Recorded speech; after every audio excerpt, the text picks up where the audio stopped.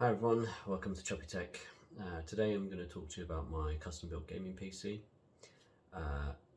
You're going to see how crazy big it is, how crazy I went with the price of this thing, but that's why we do this, don't we? So I built this myself. It took me an entire day and it was difficult, especially the water cooling customization.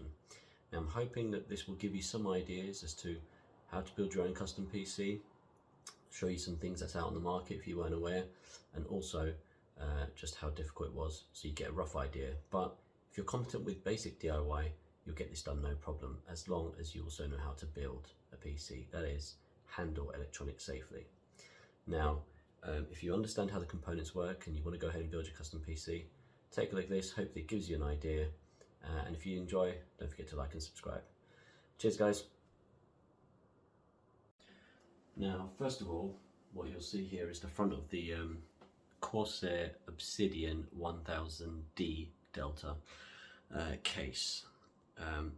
It's a monster of a case, and it cost me £500 to get this beast. When it arrived, I barely carried it myself up the stairs to my room. And that is in its box. It comes well secured, well packed, and it is an absolute quality build item. I cannot fault it whatsoever, but it is huge, absolutely huge. And as you can see from the front, I have,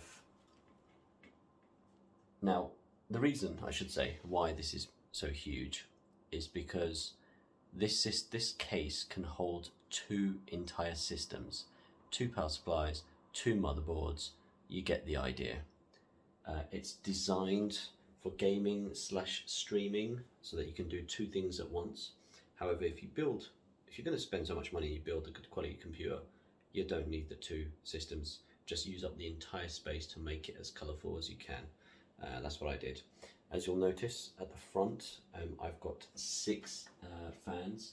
This case comes with the Corsair, should we say, system manager.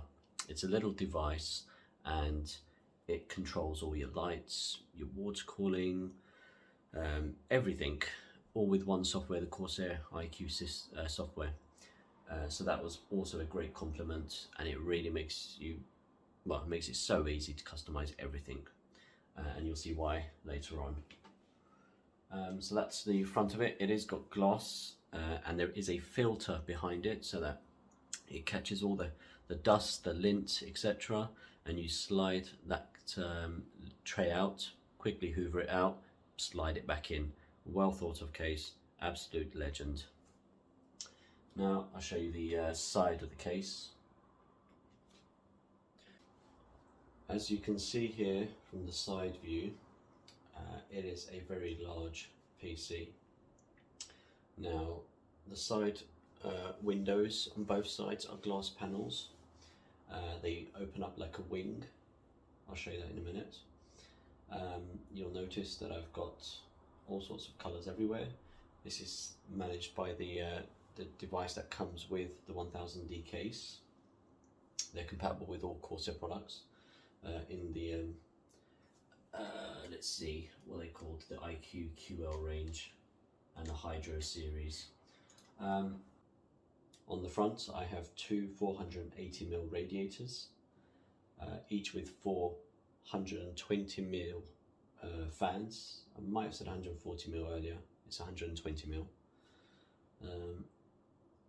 And so yeah, so we've got 2 480 radiators, 4 120mm fans, ARGB at the front. At the top I've got a 420mm radiator with 3 140mm fans. Same IQ series again. And just because it was cheaper to buy in big bulk, I've got one left over, so I put at the rear of the case, whereas there is a slot underneath it for a second fan.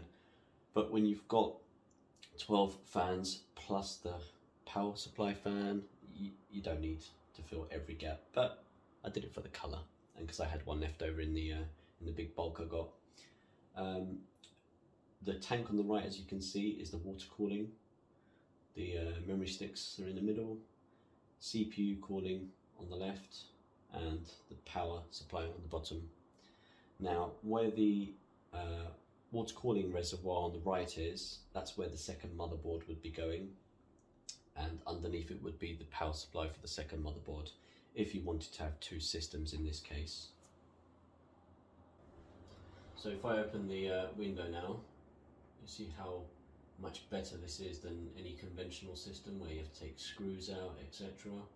And you get a real gist of the inside workings now. You can see how thick the front radiators are, how slim the top radiator is, and just how all the green, well, the clear acrylic tubing is going around the system with the green fluid in its place.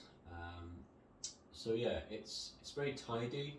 The cables go to the other side, which is behind the motherboard, and that's where the other window is for. So you can see that there are the 4 fans at the front. Pull the air in, cool the radiator down. Same with the top fans, they pull the air down, cool the radiator at the top, and then the rear fan is basically sucking all the air out. It works. I get a steady 37 degrees on this system. Thanks to the water cooling, which has probably got about 3 litres at least of cooling fluid in between all 3 radiators. I chose green, it's my favourite colour, but you can get all sorts of Corsair liquid colours. I just went with Corsair because they just had a one-stop shop for all the necessary parts you need for a water cooling system. And I like the brand. I've got Corsair keyboard and mouse as well. So, do I rate them? Yes. Am I advertising for them? No. And here's a much closer view. You can see the tube goes out of the CPU to the top radiator, back down to the front radiator behind, loops straight into the next radiator at the front, and then just pops out straight into the reservoir and back to the CPU. So I hope you liked it. Looking at it now, it doesn't actually look that colourful. Maybe I should do some more mods. However, I hope this gave you an idea. I hope this also shows you just how large and crazy this case is. It is so huge, and just so you can see now, I'm going to show you the difference between, well, I'm going to put a laptop beside the case, and then this is a 17-inch Lenovo laptop, and hopefully this will gauge how large the case is to you. I hope you enjoyed this video. Got to see some cool ideas, learned how the water cooling system works. It's not difficult, don't be afraid of it, but you need to be competent at using some basic DIY. As long as you know how to build a computer from scratch, go out there, get some colour into your life. It is going to set you back, but this build set me £3,000.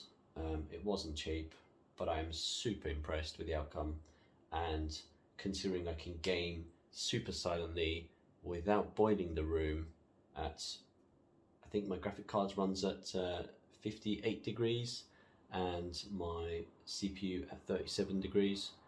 I'm not complaining. I could probably go better, but we'll find out. Maybe I'll make an update video once I've got my new graphics card. Till then, again, if you liked, guys, subscribe. Thank you for the support. See you later.